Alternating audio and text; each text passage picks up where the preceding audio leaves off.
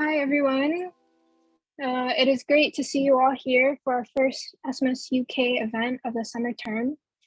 My name is Ping Jing, and on behalf of the 28th Committee, welcome to our annual pre-employment grant talk.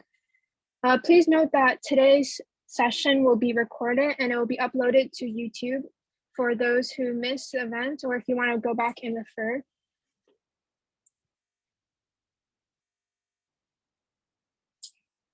Next slide, please. So tonight we will first be giving an introduction about general information about the application, including a timeline. Then next, we will be having a panelist seminar. We will be interviewing some of our guest speakers, which are all successful PEG applicants. Then next, we will be following that with a Q&A session with free questions and answers. Please, if you have any questions, just put it in the Zoom chat or you can forward it to Sammy. And at the end, we will have a few more announcements. Tonight, we are very honored to have 4 guest speakers. We have Sean Koo, who's a 4th year at Barts and the London. Daniel Tan, who is year 4 at Barts and the London. Mark Wong is a year 5 at University of Cambridge, and Celine Mark is also a year 5 at Imperial College London. So we have just received some news from MOHH about this year's applications. So the PEG application for 2022 will be opening on July 4th, and it will be closing on July 24th. So make sure you submit your application within this time window. And they have stressed that you need to provide the 3 following documents: your A-level transcripts, your med school transcripts from year 1 till present, and then the first page of your passport. So you can prepare these documents ahead of time before the application opens, so you will have them ready at hand. And now Celine will be addressing some general information about our PEG application. Then we'll have the panelist seminar and the Q&A. We will be answering any questions at the end. So now I'll hand it over to Celine, who will be going over our timeline. Hi, so good morning. I think as what Jing Tong mentioned, the applications are going to be open in July. And I think they closed quite quickly within the month. And based on the website, it said that the interview is likely to occur in September. They did not mention whether would it be in person or via online, but I'm quite sure they'll probably inform you in advance. And then the results of the actual interview seems to be variable, but I'll give it between a 2 to 4 months interval. Yeah. And the next slide, there is a QR code where you can refer to go to the website that we got the information from. Okay. And so to apply, you need a series of documents. As Jing Tong mentioned, you need your A-level or IB certification, your university transcripts. You also need to have access to your passport, your NRIC. You need a passport photo, and you need to also appoint 2 sureties. So you see that there's like a bunch of criteria that they need to meet. Often your parents would meet this criteria, so you can ask them to be your sureties as well. And the next slide shows the QR code to the website that all these information are from. Yeah. And then the last bit is to talk about the interview format. So it's about 20 to 30 minutes long.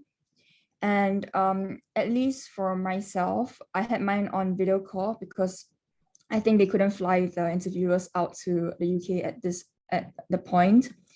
The actual content of the interview, amongst the people here in the panel today, we actually had different kinds of interviews. So some of us had to present a case that we prepared, and followed by being asked viva questions. And then the others, we were given a case study, so like a symptom and then you had to just work through the approach to how you would deal with that patient. And some skills required would be data interpretation. So that means like being able to read like electrolytes, blood tests, and like X-rays or ECGs. And in between, the interviewers tend to just insert in a lot of viva questions, and they tend to make you explain your answer or define what you just said. So for knowledge, it's similar to your medical school exams, whereby you need to know conditions well, and you need to know that like the definitions, the risk factors, the management, complications of each condition. And they don't tend to ask you very rare conditions, so it tends to be like common things that you would probably cover in your first year of clinical studies.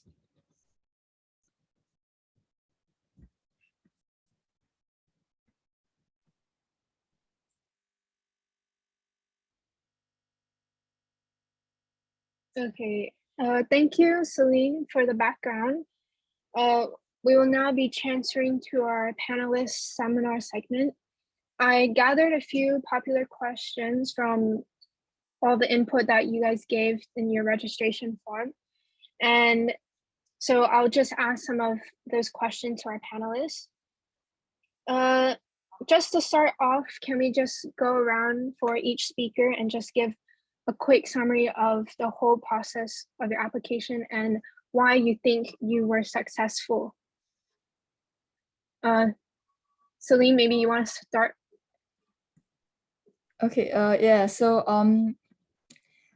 I was applying for the 2-year PG grant, and for me, I was given the case study and approach to how to manage a patient. Frankly speaking, I didn't answer a lot. I couldn't remember a lot of things at all, but I simply just told the interviewer I could remember a lot of things, and I just told him I'm just going to try to use reasoning to work through it. And so that's what I did. And a lot of things I didn't give the right answer, but I just gave the mechanism of stuff, and they were quite forgiving in that sense. And so I think all they were looking for is just how I thought instead of whether I could give the right answer or not. Yeah. Thank you, Celine. Shall we go on to someone? Sean? Yeah, hi everyone. I'm Sean. I'm a 4th-year medical student in Barts. So I think with my interview application process, I think it was quite interesting. So they told us by email to prepare a case. So I did prepare a case to present and everything, but then I think at the very last minute they surprised us and told us that they wanted to do random case scenarios instead. Which I was I received 2 case scenarios for my interview. So one of them was on alcohol intoxication, and the other one was a neurosurgery one. So I think they tend to test things that are more emergency scenarios, and even saying something using the A to E approach is a valid answer.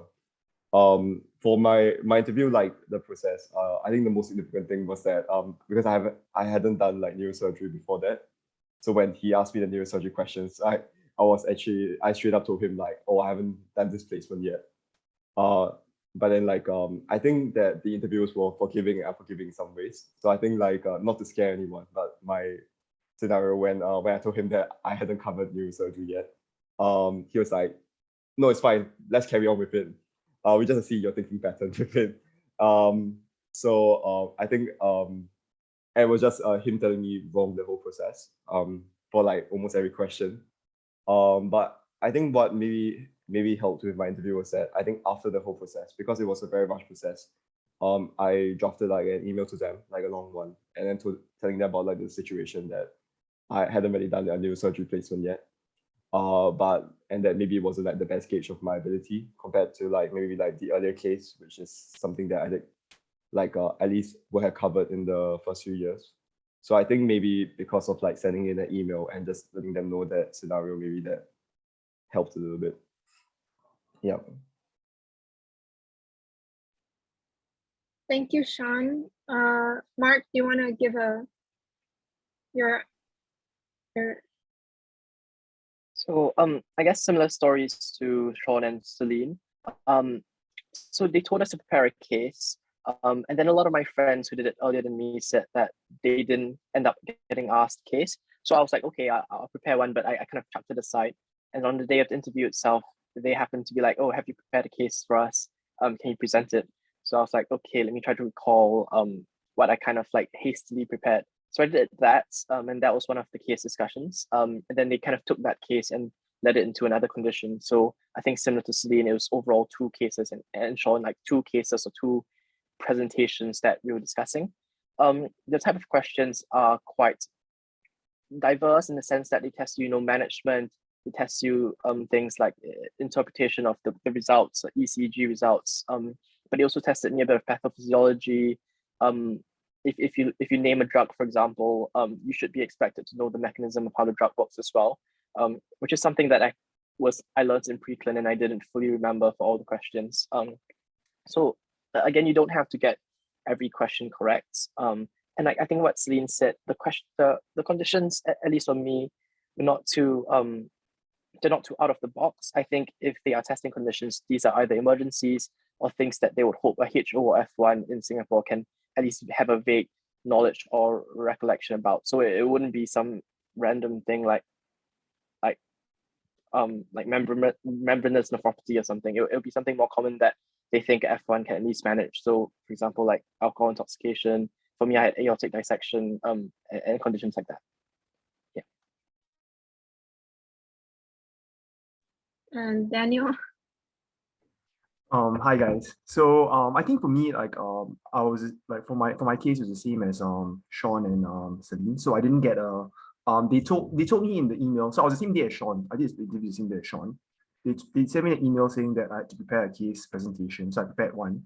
Then when I went there, they literally said like, oh, we're just gonna ask you some questions. Then I was like, oh, isn't there a case presentation? Then they were like, oh, that's not interesting. Yeah, let's do it this way.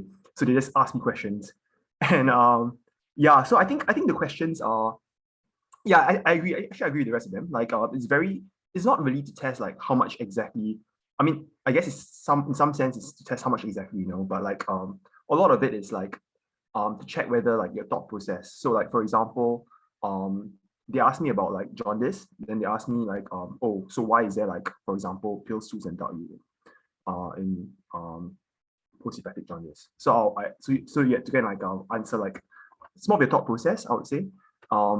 And they also asked me about like falls, for example. Then they were like saying like you see a 70-year-old man fell down, then you smell bruise. So what do you check first? That kind of thing. So it's like I think it's to see like how you think. But yeah, I agree. Yeah. So like I think that was my experience with the interviews. Okay, so based off of the interviews, I know a lot of you prepared case presentations. We had quite a few questions about interviews. And so someone was wondering, how would you explain a case report or case presentation?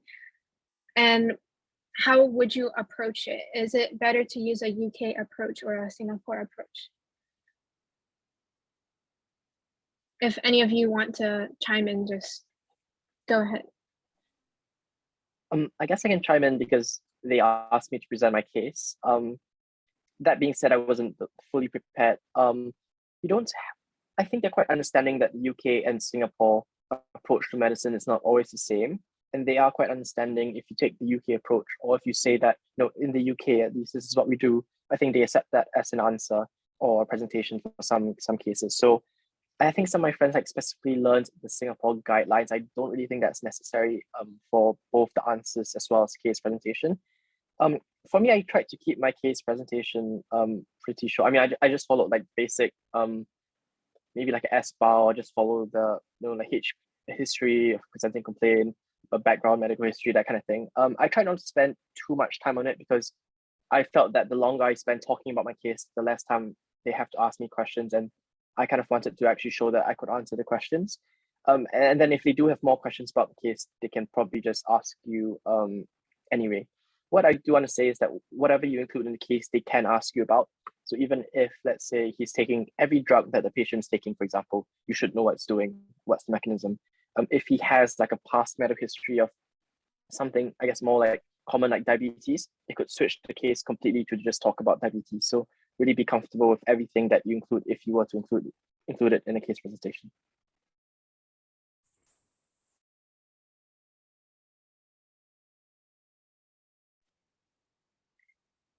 Okay, then another question we had was, I know you guys only applied for 1 year. To your knowledge, do you know how the nature of interviews might have changed over the years? I think I can answer this one. Yeah, so I think from my understanding is that with the previous few years, it's always been, I think, case presentations in a sense. So I think with this year, with Celine, correct me if I'm wrong, but you applied this year as well, is that right? Yeah, I applied this year, but This year, yeah. Yeah, so I think maybe with like the start of this year, it seems that it can be a bit more variable whether it's a case presentation or like a case study. So maybe I was saying in that sense would be maybe advisable to just prepare a case just in case, because like that was what they told us in like our emails and stuff like that. Sorry, Pinching, I blanked out. What was your question again? It was like, how how's it has changed in the years, right? interview Yeah. changed? Yeah. Yeah. So I think like maybe like in the previous few years, it's always been the format of doing like a case presentation and stuff like that. And then when I was talking to like seniors, they gave me quite a lot of advice about what to do with regards to if you get the like with regards to like your case presentation. So they're telling me things like, and maybe I think this is advice that maybe is transferable, but they were telling me to pick a case presentation on cases that are simple, pick it on things that are easy to explain. So don't pick topics that are very niche or topics that have very complicated pathophysiology. I think some of the topics that were advised from the years above were things like doing things like acute appendicitis, doing something like stroke, doing something like aortic stenosis, something that's very simple and very easy to explain. Because I think from what I hear from the previous few years is that with a case presentation, they always ask about pathophysiology. So they want to see that you can still remember some of your preclinical stuff, even though this interview is very much clinical in nature. So they'll definitely try to throw in the pathophysio question in there. So if you're able to already prepare a case with the pathophysio in place, you can kind of like just throw it in, and you can take up more time trying to explain the pathophysio so that they will ask you less difficult questions. I think that's generally the main advice I got for seniors, and I think maybe that's representative of what they had back then. Thank you, Sean.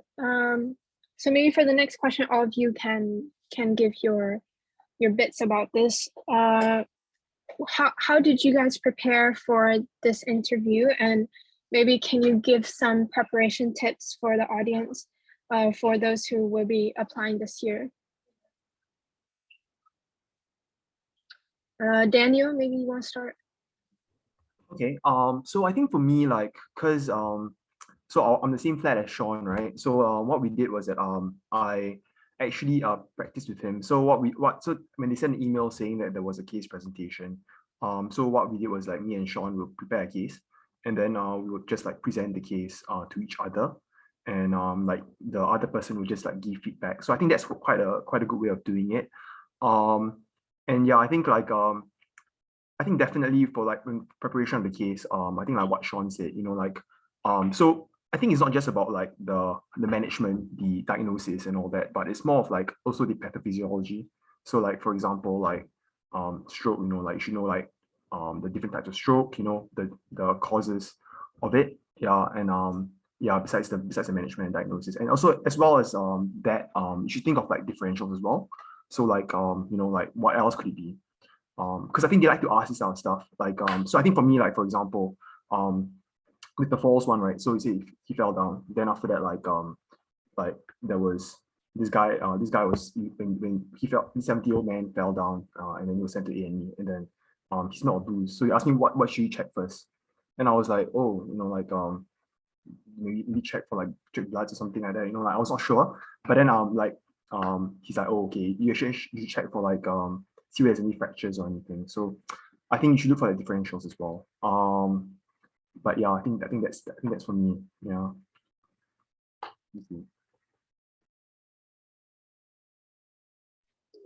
Celine, maybe you want to go? Yeah, so I basically forgot that I had the PG thing. So after I applied, I just forgot about it. And then I was sent the interview notification about 24 hours before the interview.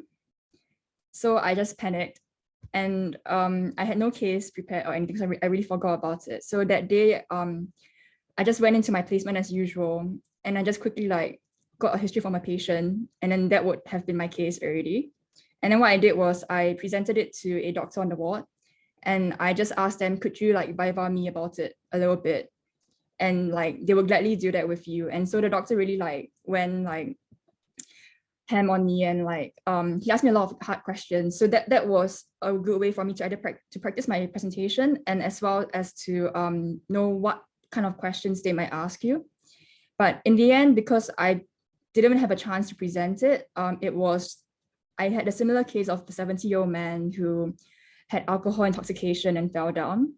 I think I was very lucky because that week I was in my A&E posting. So it was just like coincidentally also an A&E presentation. So I just went through it as how I would.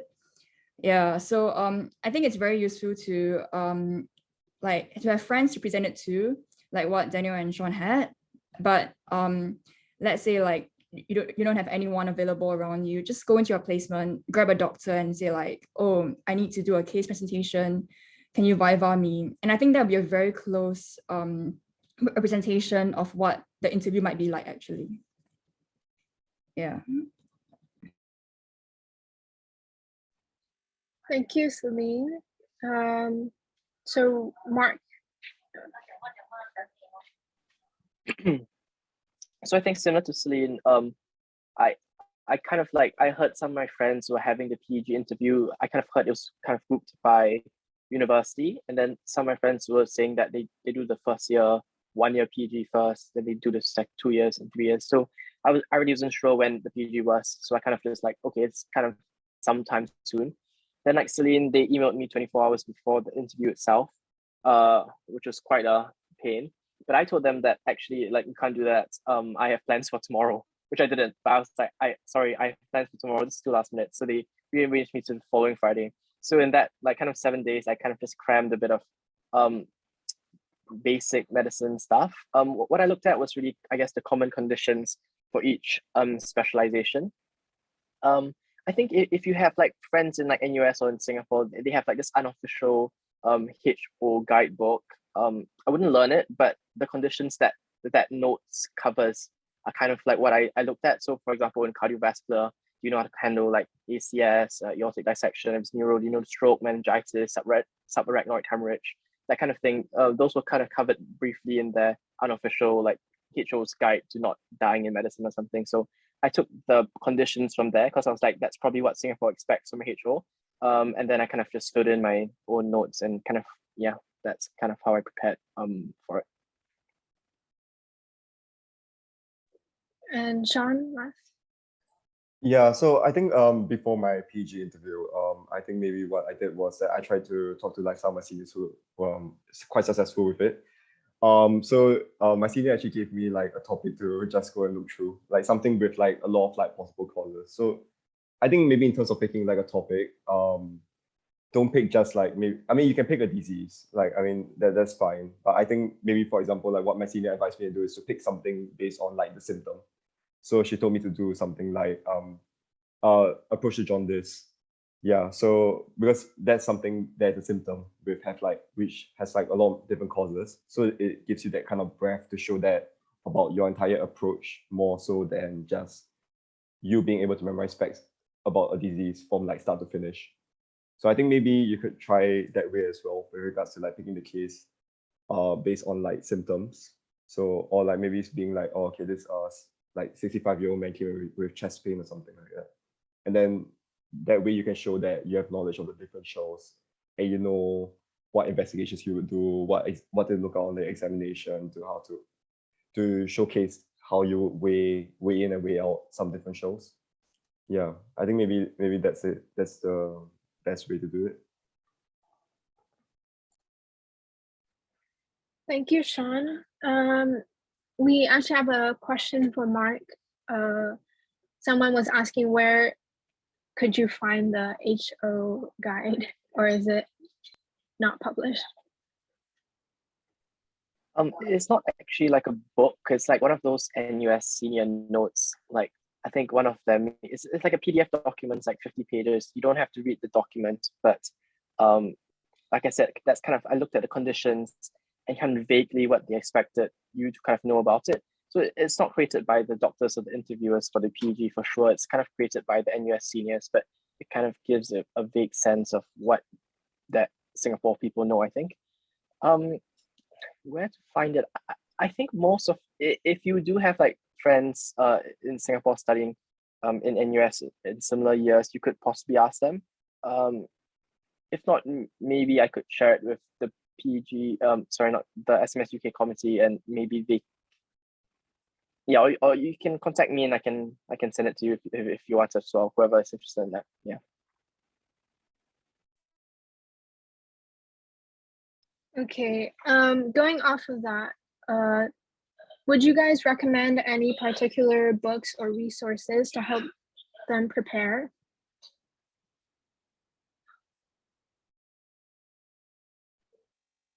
If any of you want to start.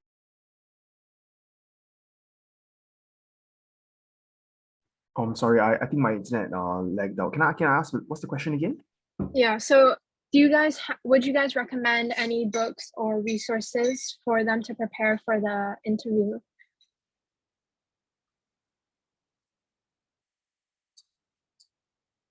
I don't really know about books because like I don't really use medical books. I think one website that I use that I think is quite good, and I still use it for like studying and everything, is this website called AMBOSS. It's AMBOSS. So they give you like 5-day free trial. So I've never paid for it. But I think I've done like at least 20 to 30 sequences of the 5-day free trial using different emails. But their website is very good because, like, for example, how they will break it down is that they will say, for example, like the symptoms. So for example, like if it's like jaundice, like pale stools, dark urine, then they have this little box next to it, and then you can hover over the box, and then it will tell you the explanation about why it's pale stools and dark urine, which I think is things that they will definitely ask you if you have to like explain why you will find this on examination or something like that. I think I can chip in a bit as well. So I think for me, like I think my favorite resource to use is actually BMJ best practice. So over there at the website, they give you like, you can type your condition, and then they'll give you like the etiology, the pathophysiology. They'll explain the entire condition, and they will also like give you like differentials. So they'll tell you like oh, so these are some of the differentials, and what tests to do to exclude them or include them, or what's the difference between this condition and that condition, and as well as like the management and the approach to the management as well, why they do it. So I think it's pretty good, and check it out. Just to quickly chip in, yeah, so I think both BMJ best practice and MBOSS are really good because they treat every disease in a kind of a structured way. You know what the causes, the pathophys, what are the differentials, and those are questions that the interviewer can ask you, are quite common questions that they can ask you actually. So that's quite a useful resource. For MBOSS, you don't have to create email, you can just use incognito mode on Google Chrome. And then that just gives you free access every time you create a new incognito window. So that's what I've been doing, because it's really expensive if you want to pay for it, but yeah. Oh lol, okay. Thanks. Okay, so now we'll be going on to the timeline of the bond.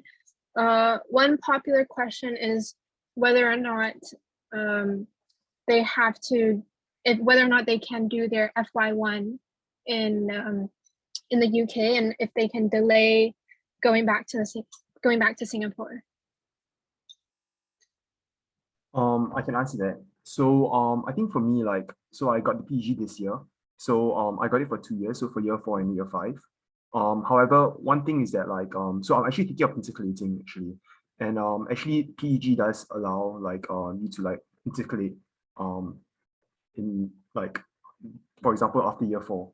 Another thing is that like so I think for me and Sean, we're thinking of doing F1, and you can actually do that as well. So yeah, the answer is yes. Yeah, you can actually delay it. I think you have to have a valid reason why, but you can actually do your F1 in the UK and come back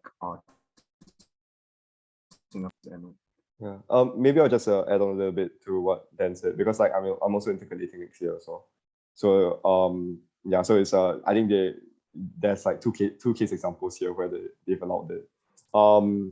I think with regards to like, for example, like because we're intercalating next year, so they require us to, for example, send in like the offer letter once we get like the intercalation to them as soon as we can, so that they can sort of delay it for 1 year. And then I think I asked whether I could, because I'm already delaying it for intercalation, whether I could delay it a second time if I want to work my HO here. And then they said it was fine. Yeah, so I think yeah, sorry, one more thing about that is that like so the moment you apply for PG, so I'm doing a 5-year course at Barts, right? And then I decided to do a intercalation in after year 4. So when I was applying for PG, I was doing my year 4. So I was not intercalating it. And they give me a 2 year. So once they give you a 2-year thing, they're not paying for my intercalation. Yeah. So they only pay, so but then I got a senior. So what happened was that she intercalated after year 3, and she applied while she was intercalating, and she managed to get a 3-year intercalation, 3-year PEG contract. So I think the moral story is like so if let's say for example you are in a 5-year course and you're thinking of intercalating, and you apply for a PEG during your intercalation, you can get a 3-year one. But then if you apply it like before you even go for intercalation, let's say you do it after year 4, then you only get a 2-year contract. And they don't really, I asked them to whether, because I told them like, oh, I'm gonna intercalate. Can I change it to a 3-year contract? They're like, no, you cannot. Yeah. Yeah, we both were quite shameless, so we just tried to ask them straight. But yeah, from the looks of it, just apply during your intercalation year, so that because I think the same number of years of bond, but more money. So yeah. So going off of that, Sean and Daniel, would you recommend doing an intercalation or taking an extra year, or going back automatically, because would you be going back as a HO or MO? I'm not too sure.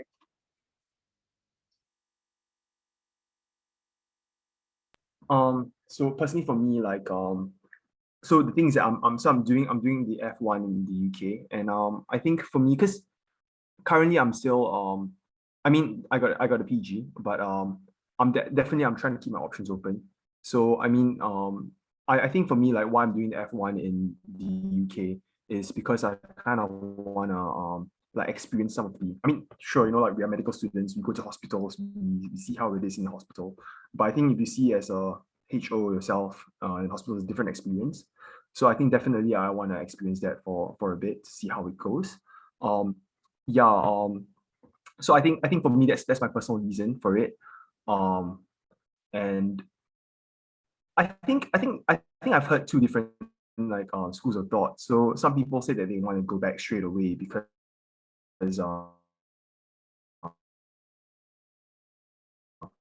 if you go back straight away, definitely you can meet new people, right? So yeah, so I guess that's one of the things that like some of the seniors have been telling me. But also another school of thought is that if you go back to Singapore first, as during the HO years, it's quite intense. So like I've asked a lot of my seniors who actually went back in person as a HO, and then they were telling me, Daniel, don't go back to Singapore. Yeah. So I mean like I think something to bear in mind, I guess, like do think about it before you make a decision. Yeah.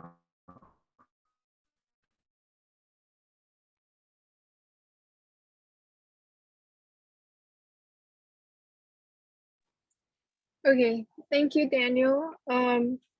So before we go into Q&A, I just want to ask, what do you guys think, what qualities or items in your CV made you think you were successful, and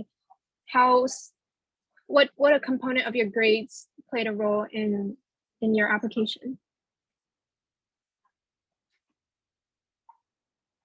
Maybe Celine, if you want to go. Yeah, so I'm actually in like a 6-year course at Imperial. So I actually applied for the 3-year PEG when I was doing my integrated BSc.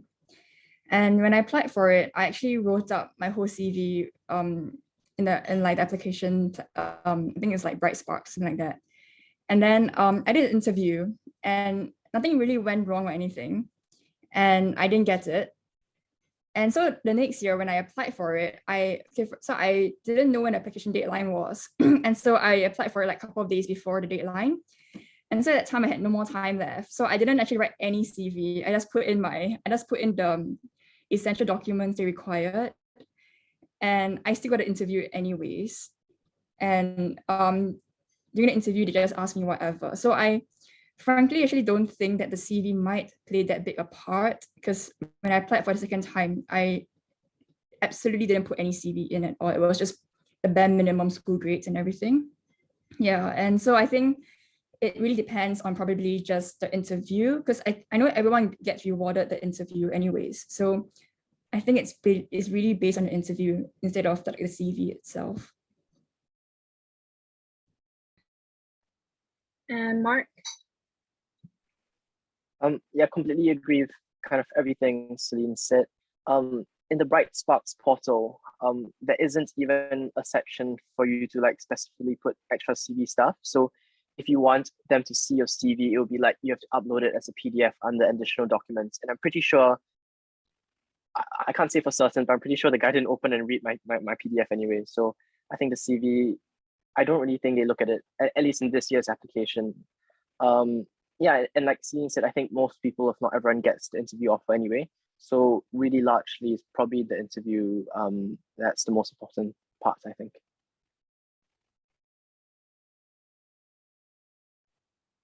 Okay, so this is all the time we have for our seminar. Thank you very much for all of the comprehensive answers and all of your time. I hope it was very helpful for all our potential PG applicants this year. So for the last few minutes, we will open up the floor to any questions for these panelists. Sammy has collated all of the questions, and please, if you have extra questions, just unmute and you can ask your question. In the meantime, we have a feedback form. It is extremely important for us to know how to improve on our future events. So please do fill out this form, which is on the next slide, yeah, and also in the chat. Thank you. So I will be handing it to Sammy, who will moderate our Q&A session. Hi everyone. Please send your questions in the chat or unmute yourselves, and remember to introduce your name and your university when you're asking your questions. I'll start off with the first two questions. What is the ratio of clinical versus preclinical knowledge required for the interview? Is a clinical year necessary for the knowledge required for the interview?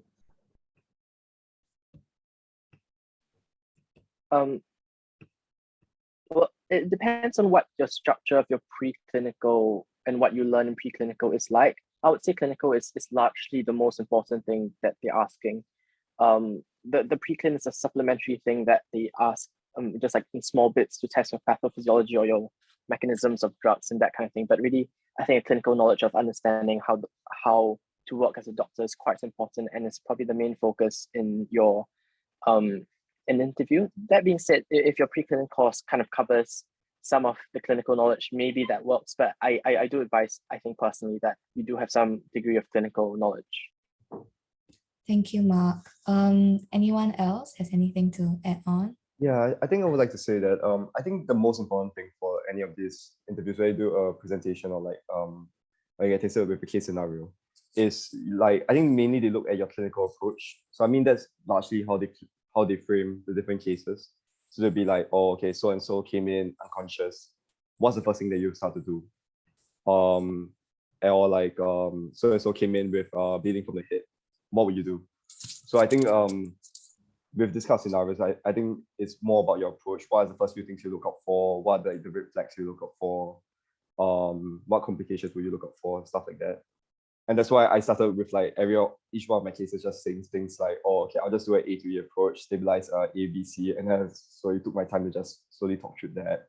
And then as I was talking through like my A to E approach, which I think is a pretty standard format that you will learn in clinical years, then I started thinking about other things that I'll be like, okay, I'll look up for this, I'll look up for that, I'll look up for this, I can check this, I can check that. So I think it's more about your approach. So I wouldn't really say it's like a clinical versus like preclinical, but I guess maybe clinical if I had to pick one. Okay. Anyone else? If not, we can move on to the next question. I mean, I think for me as well, I agree. So like, for example, so the jaundice question that they asked me. So like, before they asked me that, they were actually like, oh, so do you know what causes of jaundice? Then different types of jaundice, like prehepatic, post-hepatic, hepatic, right? Then you're like, oh, okay. So let's talk about this. So what's some of the reasons why you can have this jaundice, and how do you test? How do you check for it? That kind of thing. So I think so. Before they even asked me about pathophysiology, which is like maybe something more preclinical, they actually asked me something clinical first. So I think that's what Mark said. It's very clinical. But like you should use they do ask you like preclinical questions like to supplement the question that they ask you. Okay. Thank you. Okay, let's move on to the next question. I've heard that you can do FY1 in the UK and come back to Singapore as an MO. Is this true? Okay, would you all like to talk more about it?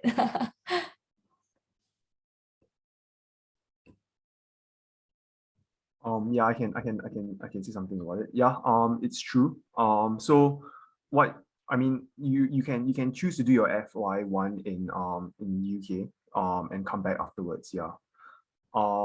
Like I was saying just now, so like me and Sean, we're taking a year out to do our intercalation as well, and they do allow the delay as well. So they're quite. I mean, I think as long as you got a good reason, and I guess in the end you do your bond, I think they will actually accept it. Yeah.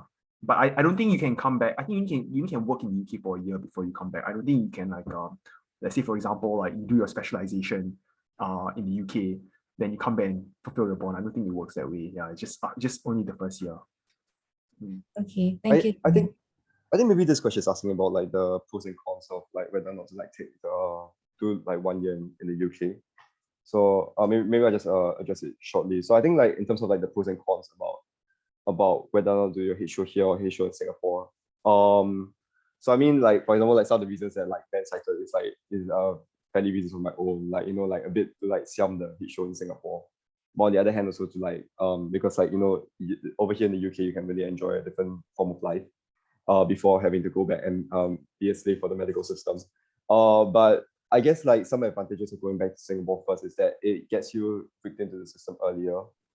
You can start building up this connections. So I think connection is something that people have always said so many times, and I never really fully understood it until I went for one of those HO talks, where I realized that, for example, if you're thinking of applying for a residency program like I am, these connections is essentially recommendation letters that you get. So for example, if you were working in a specific department, for example, you apply for internal med, and you're working in internal med department for your HO. If you work with a certain person and then like, for example, like, you work really well and your consultant can vouch for that, you can write a recommendation letter for you. And that's what you use to apply for residency programs after that. So that is what I kind of realized is what connection means. It's not so much of just knowing so and so, but it's being able to get your recommendation letters earlier. Okay, thanks, Sean. Okay, the next question. How competitive are applications? Are there any statistics? Maybe you all don't have the answers on hand. I think back, 2 or 3 years ago when I was in SMSUK, we met with MOHH guy.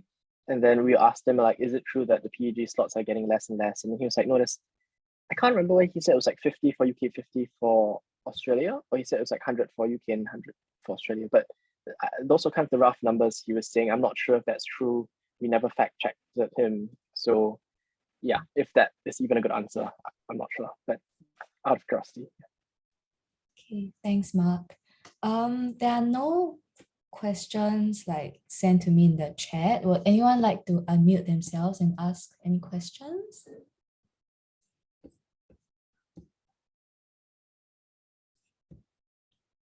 Okay, there's a question here. For Mark, would you say it is possible to do the interview after year 3 at Cambridge? So my schoolmate did that. So she got the 3-year PG. However, you have to kind of condense a lot of clinical preparation into it, just to do the interview. Because our Cambridge curriculum, the undergrad pre-clin is really pre-clin. I didn't know what acute coronary syndrome was until 4th year, for example. Never heard of it. So if you do it in 4th year, which is right after the 3 years of pre-clin, you would have to prepare for clinicals.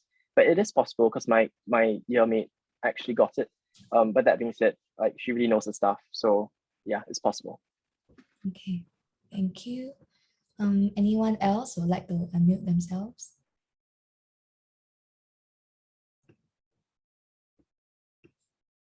Oh, okay, there's another question that came in. Do you need your 3rd year medical school results to apply for the PG? Because I think my university exams end in July and I won't have it in time. I think you definitely need it, but if you need time to obtain the results from the school, just send whoever the administrative person is that I can't get the results in time. Can I send it in later? Because I did that previously, whereby I did get my results after the portal closed, and they are completely accepting of that. Okay, thank you, Celine. Are there any more questions?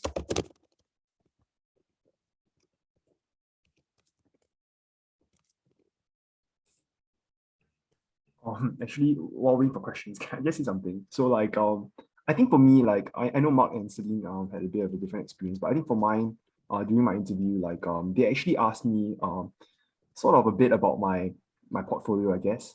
So like I remember I went into the interview, right? Then after that, the one of the guys was just like, oh, at first he was talking to me like normally, like, oh, how's the UK? Small talk a bit. Then after that, I was saying, oh, the UK is I think the weather is cold, you know, that kind of thing. Then this guy suddenly came in and was like, okay, stop. We have no time for this. So anyways, Daniel, I'm looking at your portfolio. Okay, not too bad. So Daniel, why didn't you become an officer? Then I was like, huh? What? Okay, yeah, now so I think they do ask me like they do ask you like they do sometimes I think it depends on the day and depends on the interviewer, but sometimes they do actually look at your portfolio. Yeah, and I think just I don't know, like they might ask a few questions. So yeah, I mean, just need to bear in mind. Yeah, to back that up a bit, yeah, because I think in the Bright Sparks portal, they actually ask you like what your NS location is and that kind of thing. I was like, okay. And then actually you're right, Daniel, they kind of asked me again, like, oh, what were you doing? What was your rank in NS? Like that was the first question they asked me again. I was like, okay, and I give it to them now. So I think they do ask that. I've heard some other people, they ask like, oh, why didn't you get into NUS? That kind of thing as well. So it kind of really depends slightly. Sometimes the opening few questions depends if the guy's an asshole basically or not. But yeah, they can ask it, I think. Okay. I think for my interview, right? Sorry, small point. Right? Yeah, they just skipped all the small talk completely. So they just started okay, so hi Sean. Then I was like saying good morning. They're like, oh, let's skip all the formalities. Okay, Mr. Tan is 56-year-old man. Then it just started like that. So yeah, so they may not even ask you any CV questions as well. Okay. Okay, so in interest of time, we will have to end it here. Thank you, Sammy, and all of our guest speakers. I know you guys have exams coming up, so thank you very much for your time and good luck to all of your exams. I hope everyone found this opportunity very useful. The video will be uploaded onto YouTube for everyone to watch if you want to refer back to anything. But before you go, please stay